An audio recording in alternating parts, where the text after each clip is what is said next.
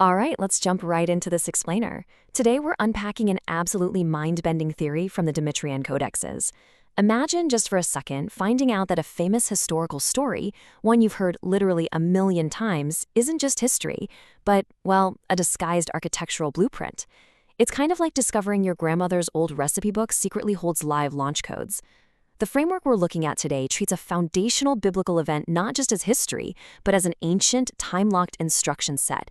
It suggests that a live narrative, an actual code, was hidden right in plain sight, just waiting for a specific generation to execute it. And according to this theory, that dormant code, it actually has a cosmic alarm clock attached to it. We're talking about the rapidly approaching 2,000-year mark, specifically the year 2026. In this framework, 2026 isn't just, a date you casually circle on your calendar. It's the designated temporal key. It's the exact hour waiting to unlock a grand design that's been incubating for 2 millennia. So this forces us to ask a really gripping question about the nature of Scripture itself. Think about how we traditionally read historical texts, right? We view them as records of the past. But what if a specific chapter and verse wasn't just some arbitrary historical marker added centuries later? What if it was a master blueprint?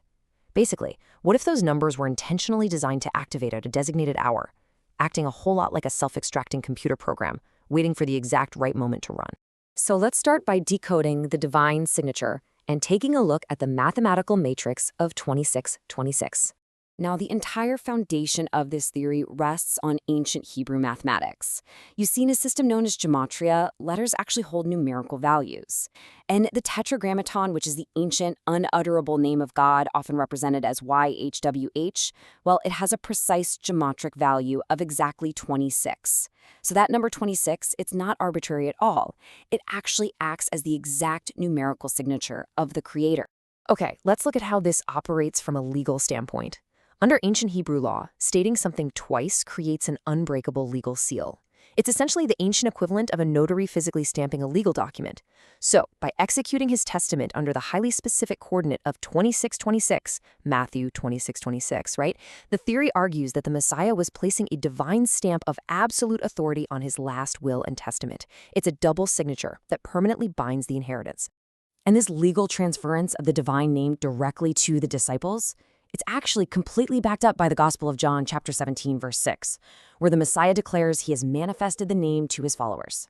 In the Demetrian framework, the abstract number 26, that name of God we just talked about, literally became tangible, broken bread at that exact coordinate, 2626.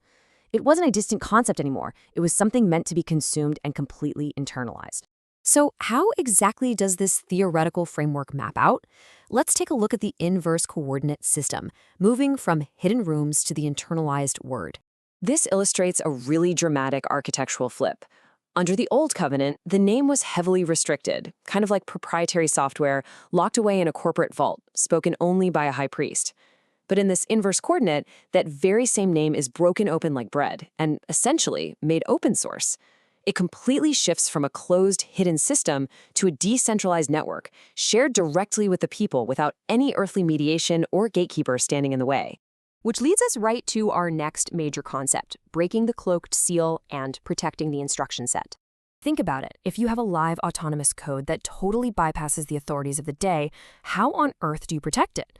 Well, the theory suggests that treating the text merely as a historical story was actually a real-world cloaking mechanism. It's a brilliant Trojan horse analogy. The religious and state systems that orchestrated the crucifixion, they could easily handle a tragic story, sure, but they absolutely would have destroyed a live autonomous methodology that completely bypassed their power. So the instruction set had to be cloaked as a memoir just to ensure its survival. And this concept of a hidden protective seal perfectly aligns with the prophetic pattern we see in Daniel chapter 12, verse 4. The specific instruction to shut up the words and seal the book, even to the time of the end, ensures that this knowledge would remain locked away. The cloaking was entirely intentional, guys. It was designed to protect the code until it reached its highly specific, designated temporal window. This brings us to the ultimate architectural purpose behind all of this: bypassing fermented institutions and the collapse of the old tradition. So the Demetrian maximum argues that this whole structural convergence creates a perfectly pure, uncorrupted testament. By handing the name directly to the people, it establishes a completely autonomous authority. It intentionally bypasses what the text refers to as fermented religious institutions, structures that have just soured and corrupted over time. It's literally the ultimate architectural proof that the true temple relies on zero earthly stones and zero human hierarchies. And Ephesians chapter 2 confirms the structural shift beautifully. It reveals that the believers themselves actually become the building blocks of the divine structure, growing unto an holy temple in the Lord. I mean, if the people themselves are the temple, then traditional stone buildings and human hierarchies are rendered completely obsolete. The legacy is permanently secured within the people themselves. Which brings us right back full circle to the final piece of the puzzle, the temporal window, the designated hour of 2026. If this theory actually holds true, arriving at this 2,000-year mark does something incredibly profound to how we view our modern world. It collapses those old traditions and raises an entirely new kingdom within the hearts of those who actually understand the underlying structure. The historical tragedy of the past, it's completely stripped away, and what remains is a raw, unmediated transference of the torch directly to a new generation carrying the key. It leaves us with a truly profound mystery to ponder as we wrap up this explainer today. As the clock strikes this designated hour of 2026, we have to look at these ancient texts with completely fresh eyes. Are we simply reading a tragic memoir of the distant past? Or, armed with that 2626 coordinate, are we staring directly at a live, unfolding instruction set? And even more importantly, are we the generation finally meant to execute the code?